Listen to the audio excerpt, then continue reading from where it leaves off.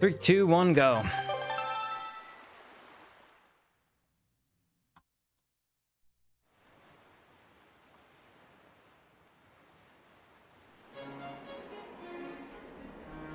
Yeah, basically at the end of the game, we used to have an RNG-based element that is now skipped. So previously, you had to do an incredibly difficult zombie hover that was like super precise mashing. I think it was triple frame perfect, and you had to hope the fairies were nice to you. Then you had to do a morph hover, which had luck in how they flew and which direction they went off of your body. Now you have 0 RNG because there's a glitch that lets you use the Tingle Tuner inside of Ganon's tower.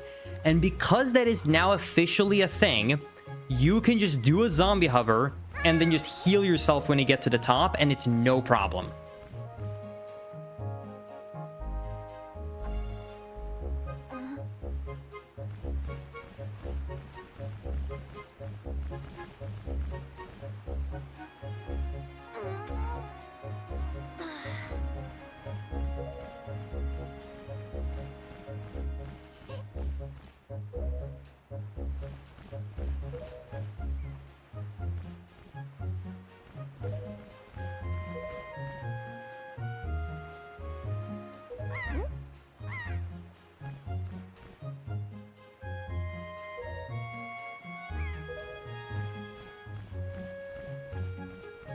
All right.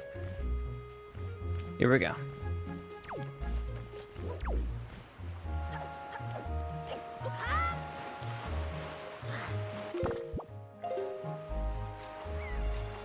Weird.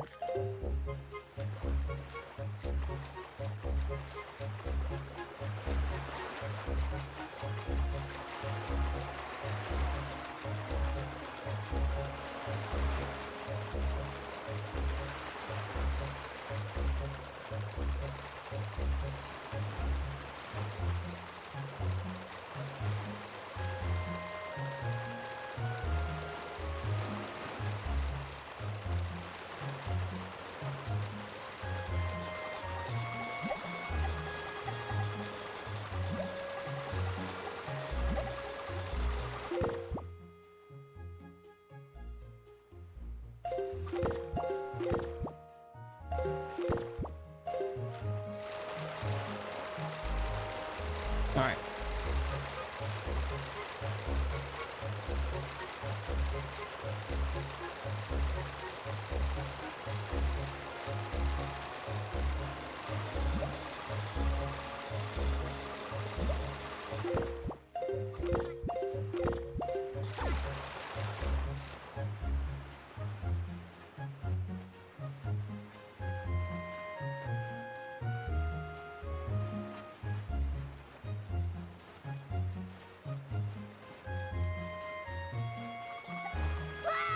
How does Linkus deal with eye strain from this? I don't really get eye strain from this game specifically. I think the way to explain it is have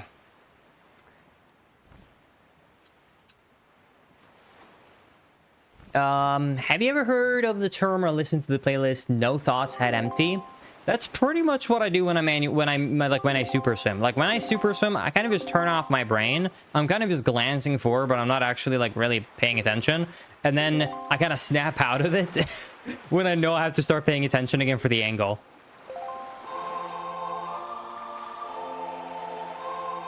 I think also, to answer you more honestly though, or more seriously, I think it's because I'm focusing on different things. You might not focus on something, so you're just seeing a flashing screen. While every time I do a super swim, I am focused on a certain point. So I'm focused on something in the background to try and keep my angle straight, or I'm focused on the map in the bottom left corner, etc., etc. So I think that's why it doesn't really bother me much of anything to see it. Because I can just keep focusing on certain details around the game when I'm performing the tricks, and then it's not just like staring at a big flashing screen. Hello? Hello? That was weird. Okay. Strange. Well, anyways, we got it. It was a strange storage. Hi, chat. Kind of sounded like Scooby-Doo there, didn't I?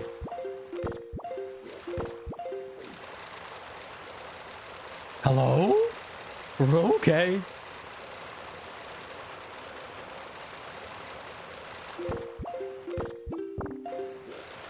You do that often? You think I often sound like Scooby-Doo? I guess maybe. I don't know. I'm the one talking, so I don't really know how I myself sound like, you know? But...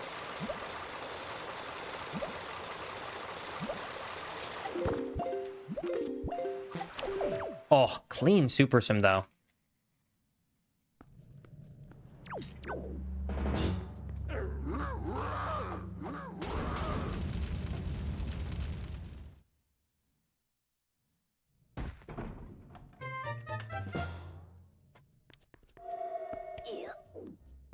Caught.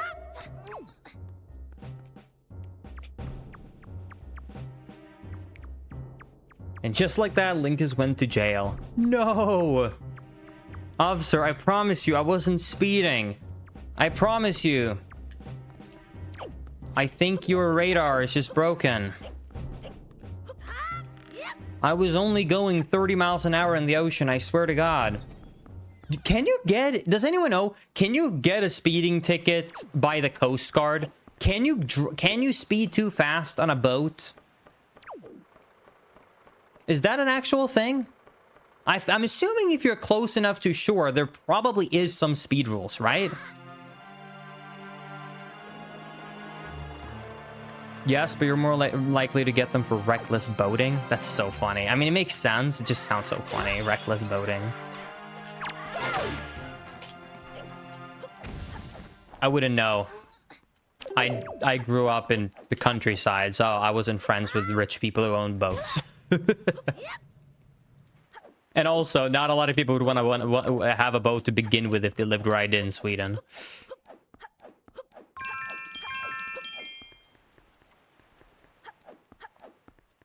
I guess so, like, actually, genuine question. If you live by, like, Florida, is it a rich people thing still to be into boats? Or is it, like, a lot of normal people just into boats?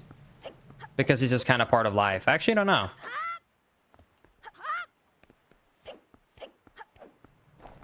Both?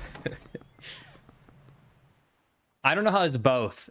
Do you mean both as in a lot of normal people have cheap boats, but a lot of rich people have these omega unnecessary boats too? Is that what both means?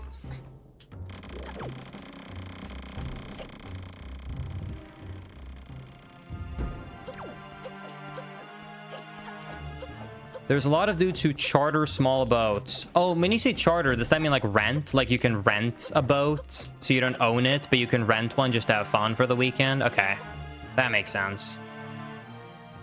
Also, wait, GC, I did not know you lived in Florida, to be honest with you. I thought you lived by the East Coast. I guess Florida is the East Coast. I take it back what I was about to say.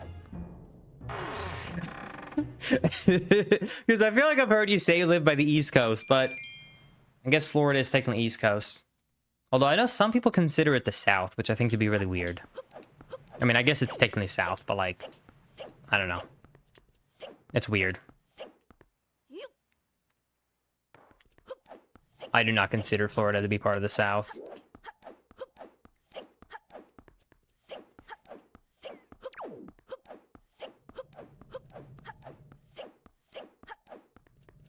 Dude, when I think about like the East Coast, I think about like the old states. You know what I mean by that? I'm thinking about like Washington D.C., Virginia, you know, maybe as far down as like Carolina, but like that's pretty much it. You know, and then obviously upwards, you know, towards like, you know, what would that be, like Maine? You know, I'm thinking of like New Hampshire, I'm thinking of New York, thinking of you know, Boston, etc.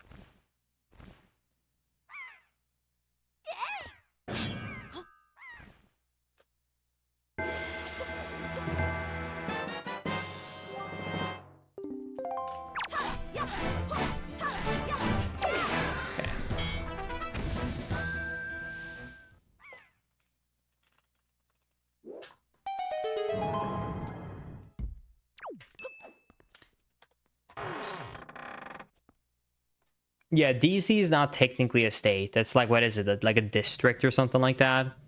It's basically, this is the way I've been explained to me how DC works. DC is basically DC is basically a state, and the only thing it's missing from being a state is its name. Because if it was given the name of a state, then they would get voting power in a federal election, which certain people don't want. To my understanding, from what people have explained, and that's what people have said, it's like it basically been giving exceptions so that they have basically everything the state does except for representation in the House and the Senate. And due to that, it's not a state. Yeah, DC is very tiny. Can I say a hot take, though? I would be a little bit sad if the US had 51 states. I know that sounds stupid, but my whole life I've always grown up here in the, like, America has 50 states. So it'd be weird to me if it had 51 states and every flag was outdated because there would be a new star on it. That would be hella weird to me. I would almost rather have two states combine into one, like a North and South, state, something like that. And then add DC if it was really a big thing so that it would stick to 50. It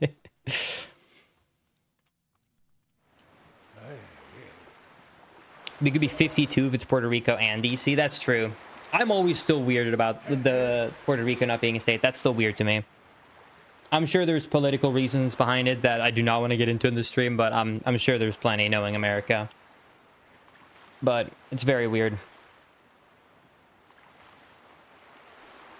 But yeah, I agree. 52 is a good number. 51's weird. I'm okay with 52. 50 or 52 is good.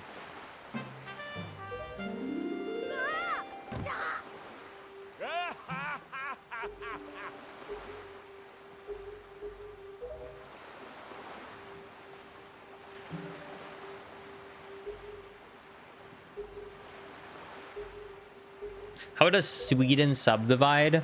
So Sweden technically has... I would say Sweden has not really states. It has more like Canada with provinces. The difference in Sweden, though, is that, like, you don't really have any local power when it comes to, like, provinces. Like, a state, can have their own laws. It's all federally done. And the only really thing that, like, provinces kind of do is, in Sweden, the only real honest power that they have that can differentiate, like, one province to another is that they can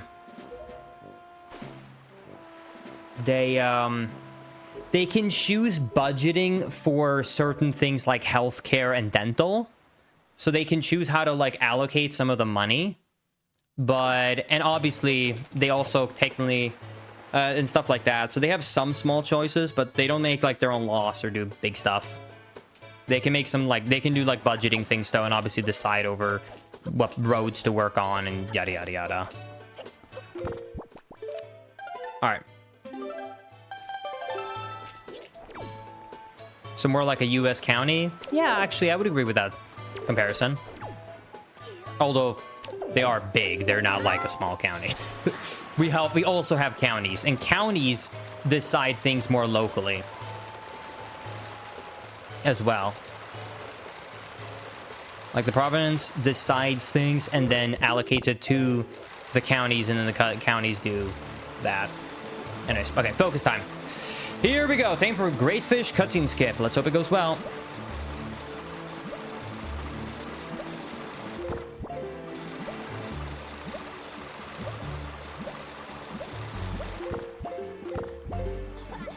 Got it.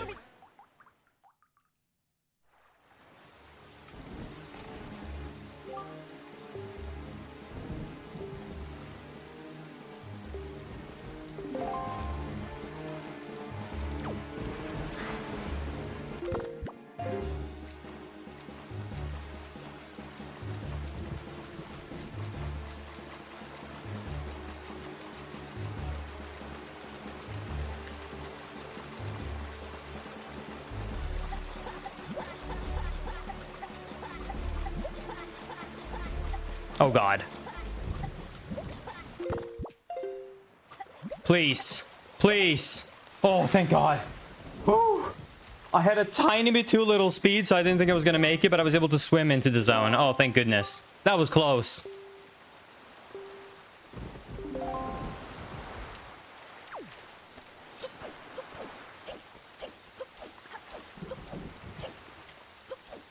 All right, we're good. Yeah, I don't know how new stuff is still found in Wind Waker, to be honest with you. What a good game. What an incredible game. Okay.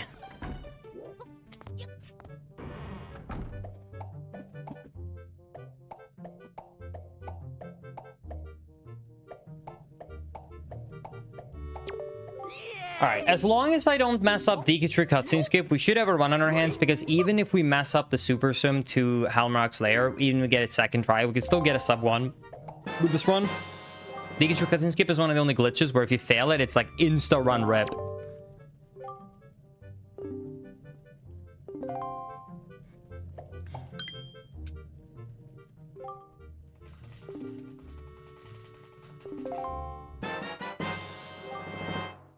I feel like when I started watching 10 years ago, and it was like a 4-hour run, yeah, the original route that like the Narcissa did at GDQ and stuff like that, around that time when it was like a 4:20, I think it was around there.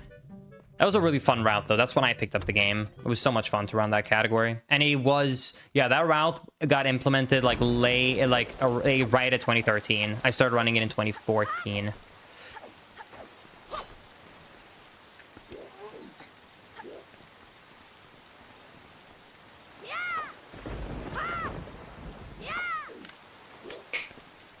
Yeah, the record was around a 4.5-hour time at the time, and then the world record dropped down to, I think, the world record dropped to a sub 4. It was like a 350 or something like that when Barrier Skip was found for GameCube. It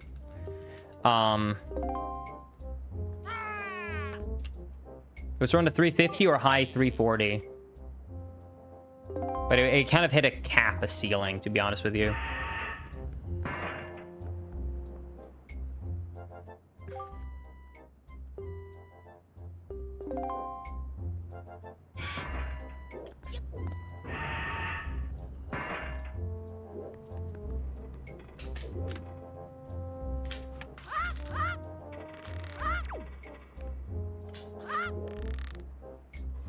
Do you know what I do not miss, though, about that, GC? One thing that I do not miss about those old times, I'm not sure if you were aware of this, but back in the day, up until I think it was like 2016 almost, 2015 or 16, all Super Sims for the first like 3 years of the glitch being found, during that age when you were watching, were luck-based, because when you released your Super Swim in Wind Waker, it was completely luck-based how much of the speed you maintain. So you could just on pure luck lose all your speed, because we hadn't figured out yet that you can maintain your speed consistently by holding target and ESS position. So we would just let go of the analog stick. So it was terrible when, okay, so if it was a short swim, like 2 coordinates, you basically always made it, even if you just lost some time if you got bad speed. But when you had a 3-coordinate Super Swim, you had to like really pray you got good luck. It sucked.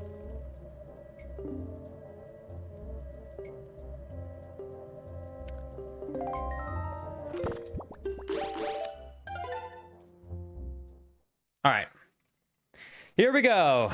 Come on, let's get a good DK Leaf split, please.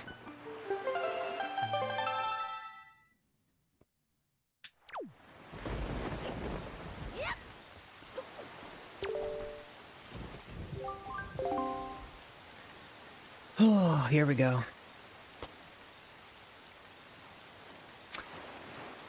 Thank you, Brig, for the Prime Gaming 2 months. Appreciate it. Thank you, thank you. Hope you enjoy the emotes and the ad preview experience. All right.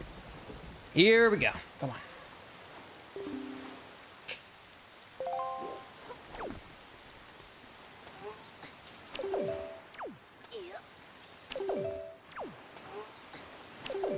Dude, stop being a frame early. Dude, stop being a frame early. What are you doing? Thank you.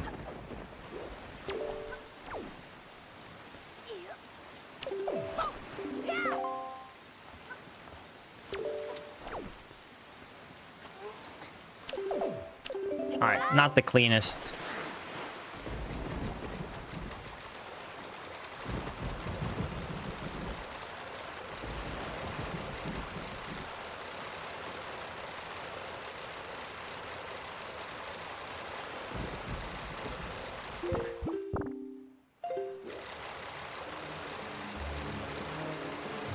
Thank you, Galaxy Echoes, for the 1 view raid. I appreciate it. I hope you had a good stream, my friend. Thank you so much.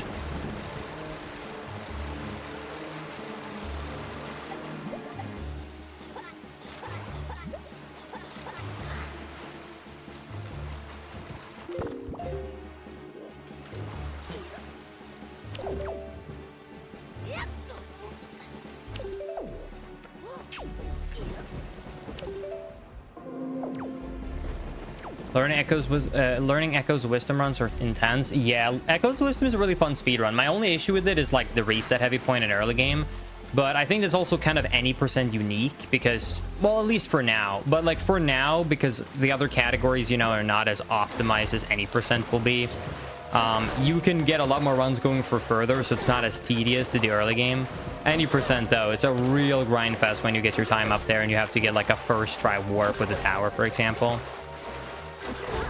I don't know if Hundo is going to be an interesting category. I think it will depend on the length, GC, because I think the thing I'm scared about with 100% is how much you can implement the rung warps. And the reason I'm saying that is because if you can't implement too many of the rung warps into Hundo, then there's just going to be so many cutscenes. Because that game has a lot of text and cutscenes before every single dungeon and quest. But I think if you're able to skip some of the quests surrounding entering dungeons and stuff, just more focused on the going around the world and picking stuff up, I think it'll be a really fun speedrun. For sure.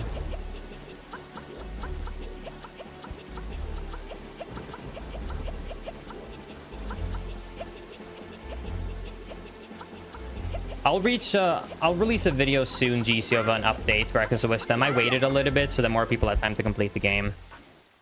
Trust me, you're gonna love it. Because now we can actually point towards certain rung warps, so it's not all random. And it's really sick.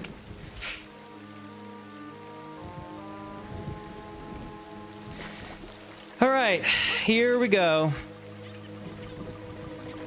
Time for scary stuff.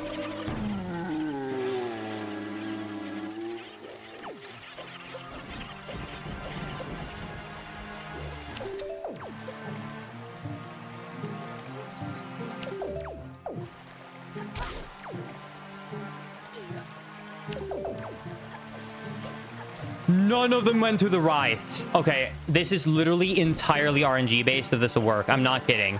Because none of them went to the right, I literally just have to pray for good luck right now.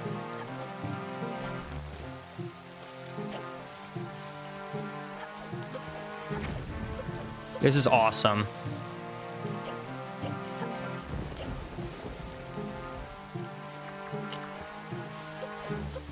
One, two, 3, 4, 5, 6. Please work. Oh my god, it worked. Okay, I just got purely lucky there. That's just pure luck. Okay. Yeah, so if you don't get one on the right there, then you can't do the setup, and you just have to hope that it happened at a good time. Okay. Thank goodness the run did not just die. I mean, obviously, if I wasn't going for like a crazy time, right, you can just take the time loss and then continue the run. It's not like technically a run dead, but I mean, I'm going for a good time, so for me, it would be run dead. Yeah, if this was like a no reset or marathon, whatever, but yeah, for this, whew.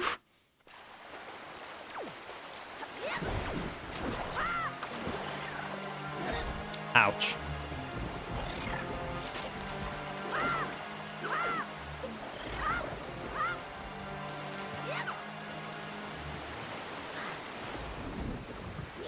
All right, here we go. Let's hope this works. Everybody, time for the worst super swim of the game.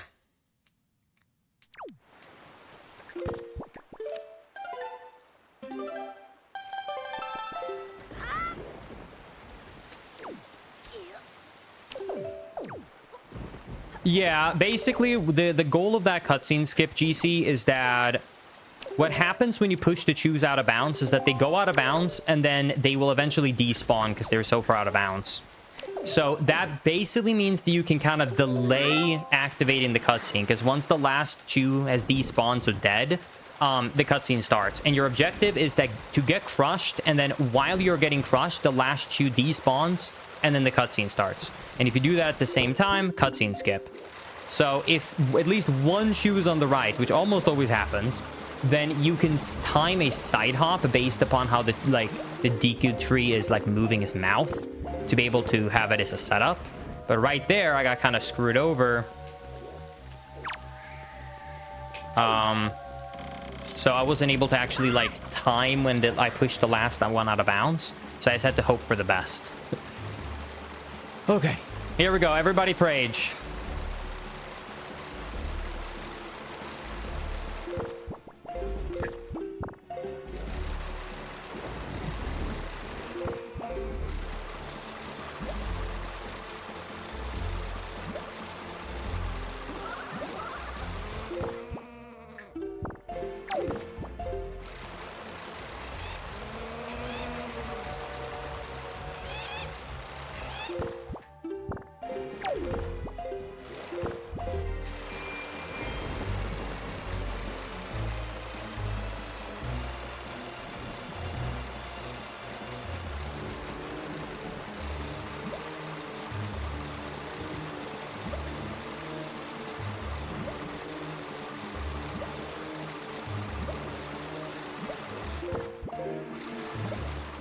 Uh-oh.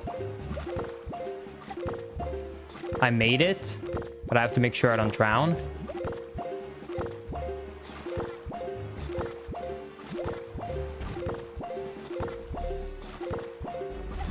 Please get in the corner. Oh. Almost drowned. Okay. Whew, that was close. Okay.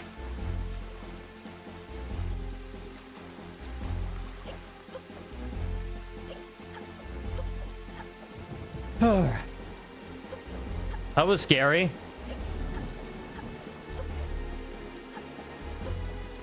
So laggy, dude.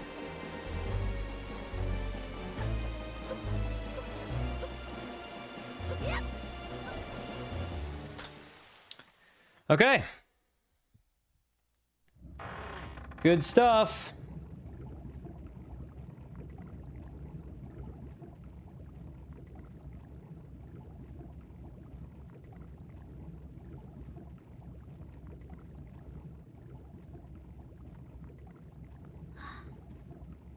$31.07, not bad.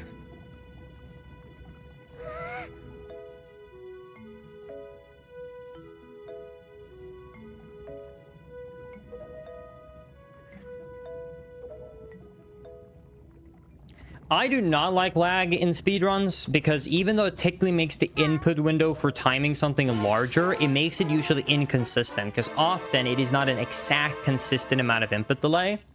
And especially in Wind Waker, it's really bad, even if it's a consistent amount of lag, because I'll give you an example, actually. So storage, right? If you go on top of a chest and you do storage from a chest, you have the same frame window for every chest in the game, meaning you will get a muscle memory for the input time for getting storage off of a chest. So that height is the same in between all chests. But then let's say you're trying to do that in all dungeons, and you're doing it at Forsaken Fortress. It's one of the only areas that lag. Then you have this muscle memory of here's the timing for how to do it for every single chest. And now you have an inconsistent lag because of lights and mini-blins. So you just have to basically try and be a little bit late of what your normal timing is and hope you get it. It's really awkward.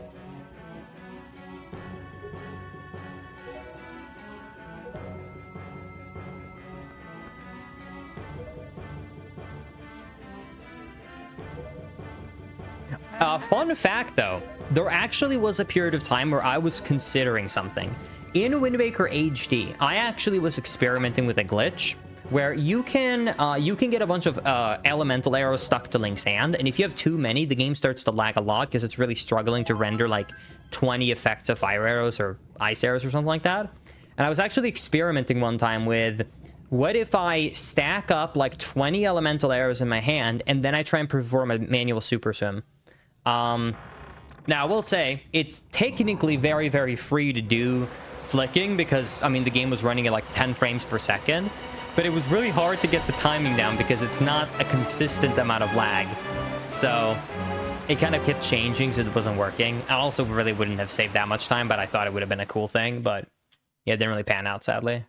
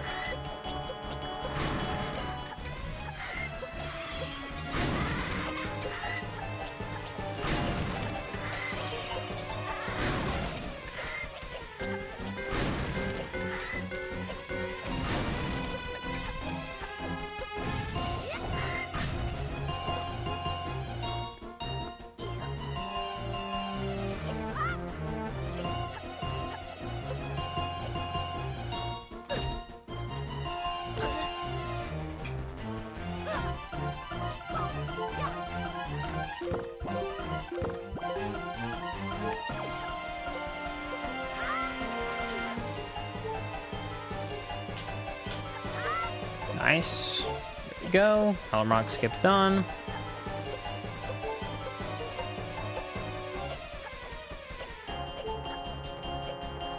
Okay, nice. And I actually have enough magic too, where I don't need to get extra magic in Hyrule.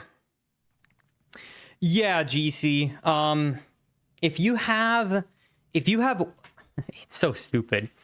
If you have at least 1.5 hearts or less, Link will do a tired animation like this. So, I'm sure you've seen roll clipping. It's been around for forever. You know, you climb up partially inside of a wall, and then if you roll, you climb up partially inside of a wall, and if you roll on the first frame, you get out of bounds. And that's because Link's position is so far out of bounds.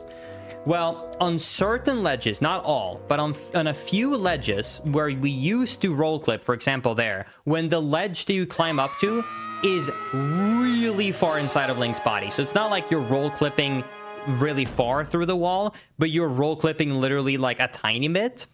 If you have 1.5 hearts or less, then Link's tired animation will actually prevent you from being pushed out because it's gonna slouch in. And you're able to do it. So right there, you can choose to do the old method with the leaf and a frame perfect roll, or you can just climb up with 1.5 hearts and you don't have to do it. And the lucky thing is for this route, you just happen to have 1.5 hearts when you get there. So it's not even like an inconvenience to do that.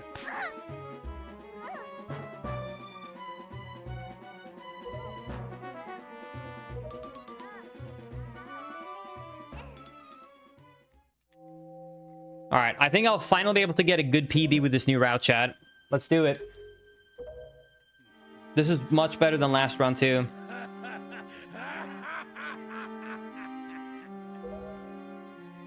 Of course, GC, I love RNG. You don't skip this cutscene because we actually need to watch it because it will take us down to Hyrule. And that's necessary for this route. All dungeons doesn't really need to go down to Hyrule, so it's faster to skip it then.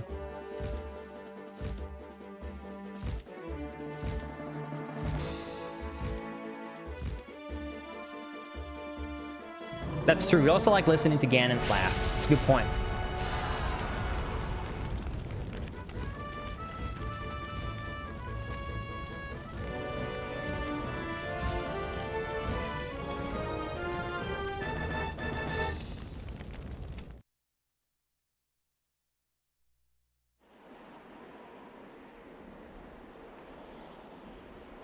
All right.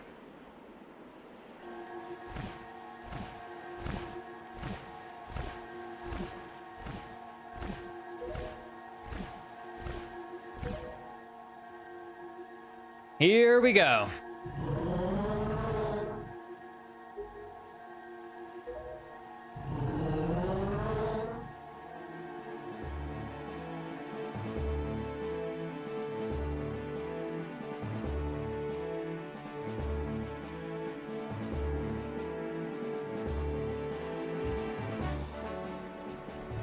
Oh yeah, GC, trust me, this whole endgame route is gonna be stupidly different.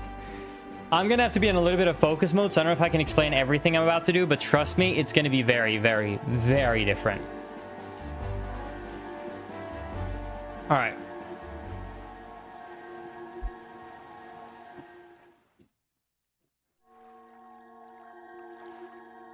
Here we go, chat. Time to lock in. All right, let's make sure I press A in the text box now when he bops down in the water. Even if I miss it, at least I now know how to get out of it. What a weird thing.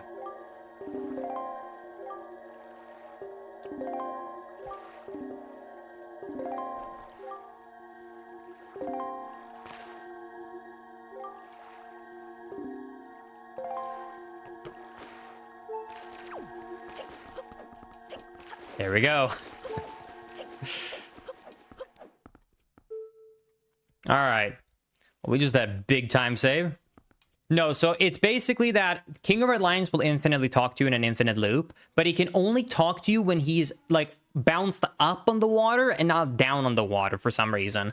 So you just want to end the text box when he is bounced down on the water, because then there's like a split-second window before he's back up and he can talk to you again, which lets you walk out of his talk trigger.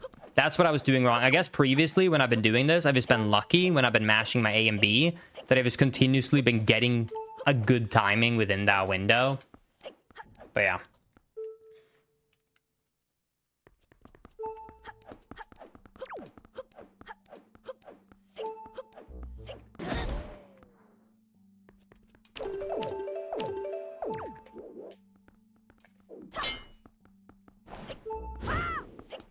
Damn. Need to move Tetra now. Tetra, move. Thank you.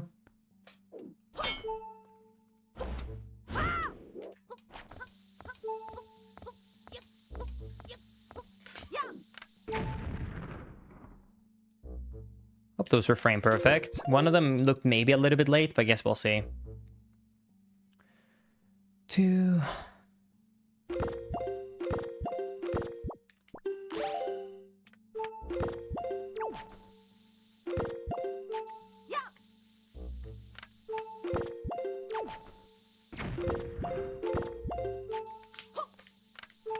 Dude.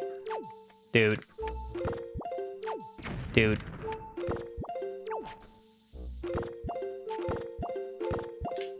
Okay, nice. Still worked. All right. Third try on the bomb, but at least the setup was first try, so that's good. All right. Should have a pretty big time save here now. We'll take it. Yeah, basically right there, Link, when I get into the correct position for barrier skip, I need to make sure that Link's idle animation is at the correct time because it influences the direction the bomb pushes you. So basically, his animation, his idle animation, resets when you take out the bomb. So I take out the bomb and pause on the same frame, and then I spin my camera around to have a visual. So when I buffer to a certain time, I know that, okay, on the next frame, Link will be at the proper time in his idle animation where he will be pushed upright, which is the exact angle I need for barrier skip. So then I need to unpause and frame perfectly press B to drop the bomb. And if I do that, I get pushed through. That also obviously assumes I did the rest of the setup right, which has 9 side hops that all have to be within a 2-frame window.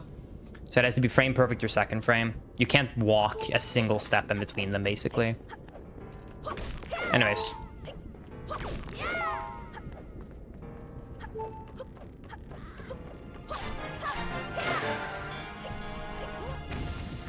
Let's hope this goes well. I struggled with this last run. Damn it. Missed the frame per... I missed the roll clip. I actually got the clip, though.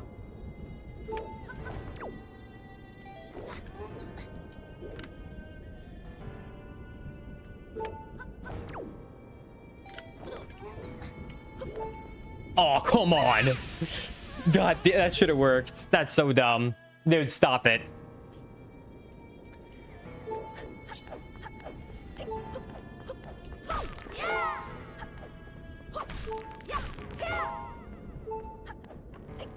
Now I'm overthinking it because of last run. All right, we got it this time. Come on.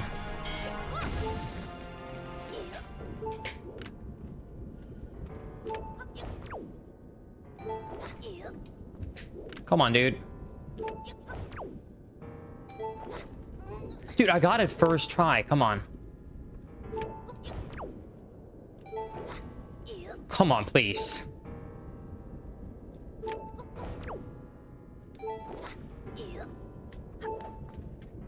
I got the clip again, but I didn't get the frame per minute roll. Why am I missing the roll clip? Dude, I should not be messing this roll clip up. Reconnect the tingle tuner also. Come on.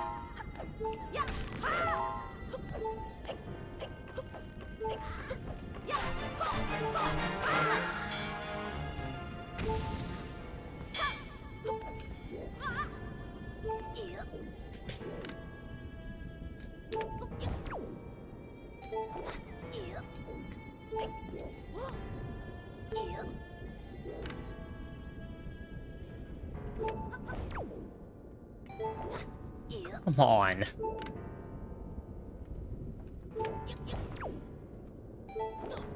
Why is it not working?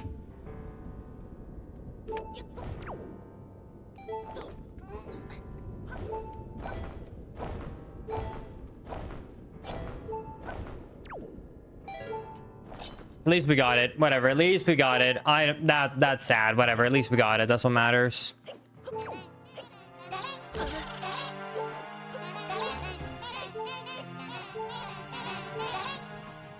All right.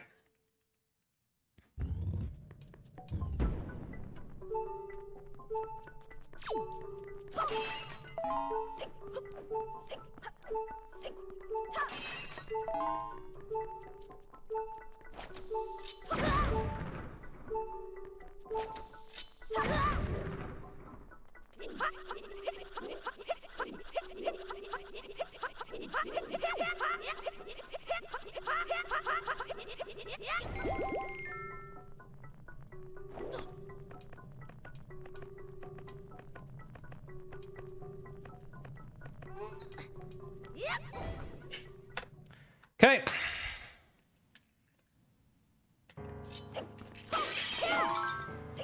Nice.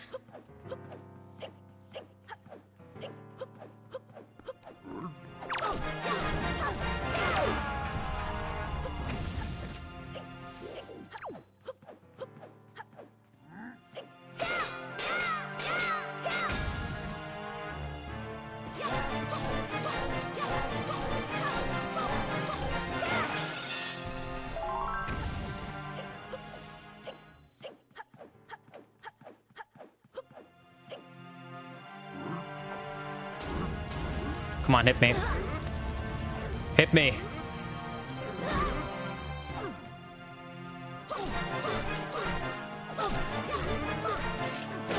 Okay.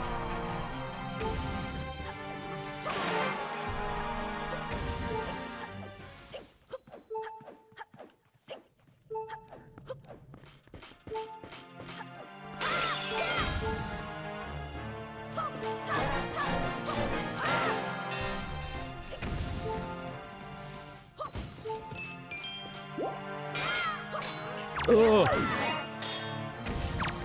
Did not mean to pick up that heart.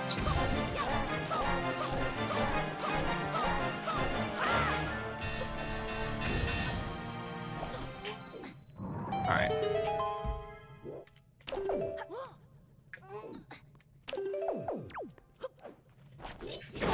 I think a lot of damage here now.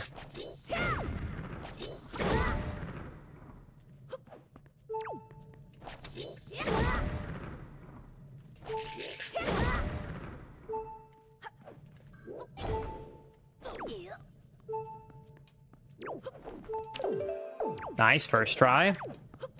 Okay, now we're gonna do the cutscene skip. So we're gonna go into this corner here. We're gonna do the setup here, and hopefully if I do this correctly, this will skip the cutscene for Puppet Ganon.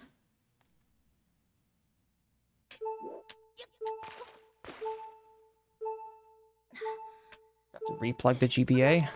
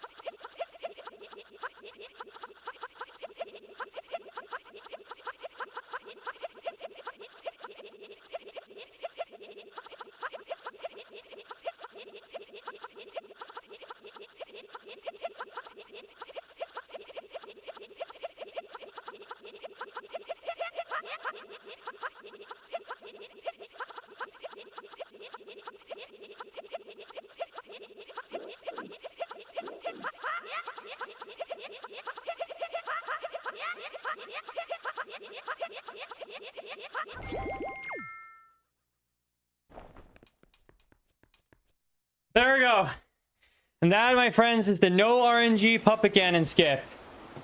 Oh. There it is. Piling cuss. Whew. Okay. Whew.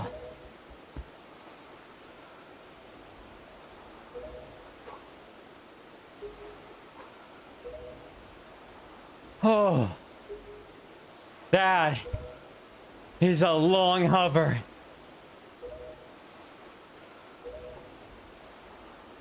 Oh. I really need to start working out more.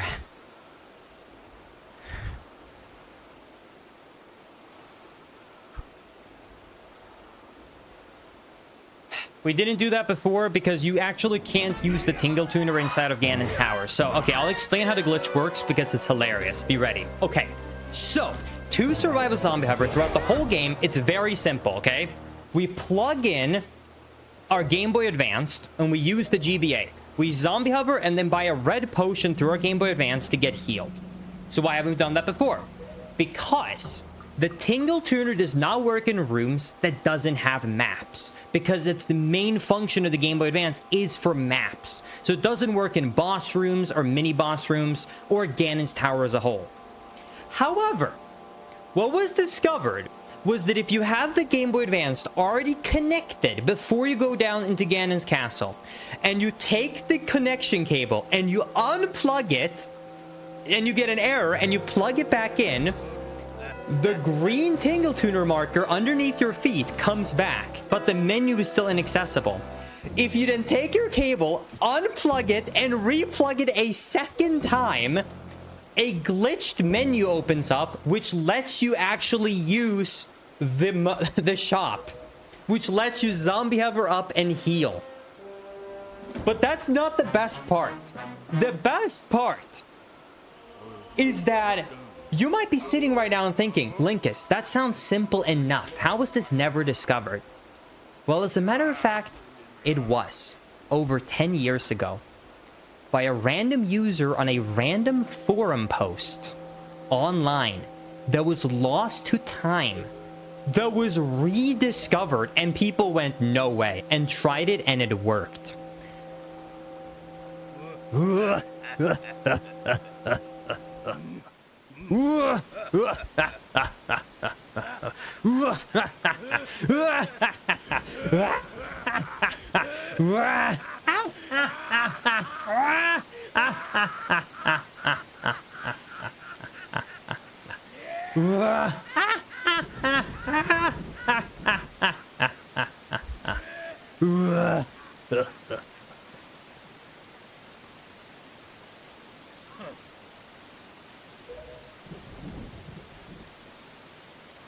All right, here we go. Are you guys ready for the final fight?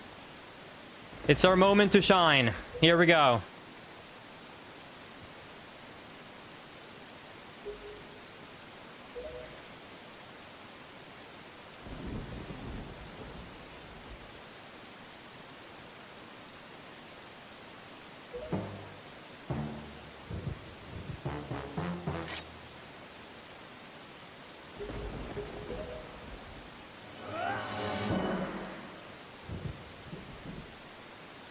Here we go.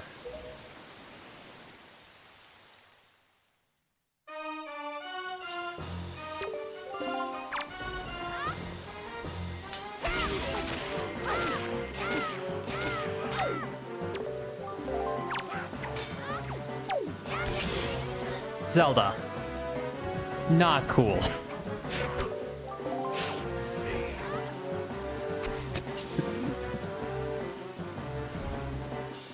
That's so funny. All right. Okay, I need to lock in. I already took some damage, and I really don't want to die. I'll be so mad.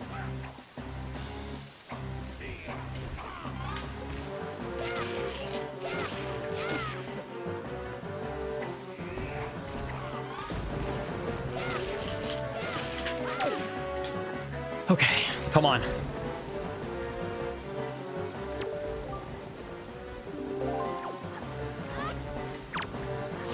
Nice, quick shot. All right, and time. That is it. The Legend of Zelda Wind Waker any percent in 54 minutes and 38 seconds. Not only did we finally get a sub 1 hour in this game, we went from 7th place in the world to 3rd. We are officially top 3 in the world. After 4.5 years of being retired from any percent, the RNG is gone. And I am back. That is it. 54-38. We did it. GG. What a good run. I'm happy with that run, man. Had some mistakes in it, but you know what? Pretty good stuff. GG. 54-38. I'm excited to see what the future of this category holds.